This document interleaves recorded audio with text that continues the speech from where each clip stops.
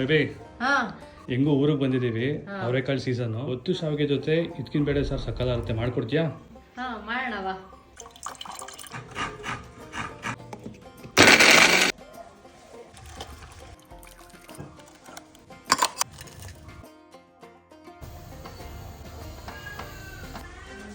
ಈಗ ಎತ್ತಕ್ಕಾಗ್ತಾ ಇಲ್ಲ, ಅಷ್ಟು ಭಾರ ಇದೆ, ಹಳೆ ಕಾಲದ್ದು.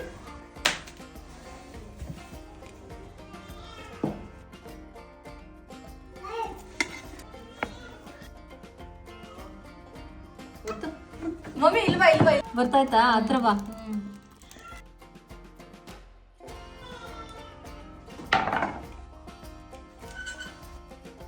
ಶಾವಿಗೆ ರೆಡಿ.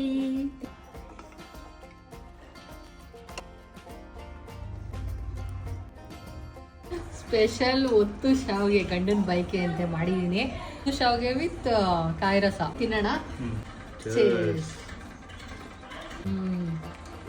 ಕಾಯಿ ಹಾಲ್ಗೆ ಏನಿಲ್ಲ, ಜಸ್ಟ್ ಬೆಲ್ಲ ಕರಗಿಸ್ಬಿಟ್ಟು ತೆಂಗಿನಕಾಯಿ ಅದಕ್ಕೊಂದು 2 ಏಲಕ್ಕಿ ಕಾಯಿ ಹಾಕಿ ರುಬ್ಬಿಟ್ಟು ಅದಕ್ಕೆ ಮಿಕ್ಸ್ ಮಾಡೋದಷ್ಟೇ. ಕಾಯಿ ಹಾಲ್ಗೆ ಶಾವಿಗೆಗೆ ನಾರ್ಮಲಿ ಮುದ್ದೆ ಮಾಡ್ತೀವಲ್ಲ, ರಾಗಿ ಮುದ್ದೆ, ಅದೇ ತರ ಸ್ವಲ್ಪ ಉಪ್ಪು ಹಾಕೋಬೇಕಷ್ಟೇ. ಈ ತರ ಒತ್ತಿ ಬಿಸಿ ಬಿಸಿ ತಿಂತಾ ಇದ್ರೆ ಕ್ರೇಜಿ ಮಾತ್ರ, ಸಕ್ಕದಾಗಿರುತ್ತೆ. ನನ್ನ ಫೇವ್ರೇಟ್ ಇದು. ಆಮೇಲೆ ಇದ್ಕಿದ ಬೇಳೆ ಸಾರು ಜೊತೆ ಸಕ್ಕದಾಗಿರುತ್ತೆ. ಊರಿಂದ ಅವರೆಕಾಳು, ಸೌಡು ಅವರೆಕಾಳು.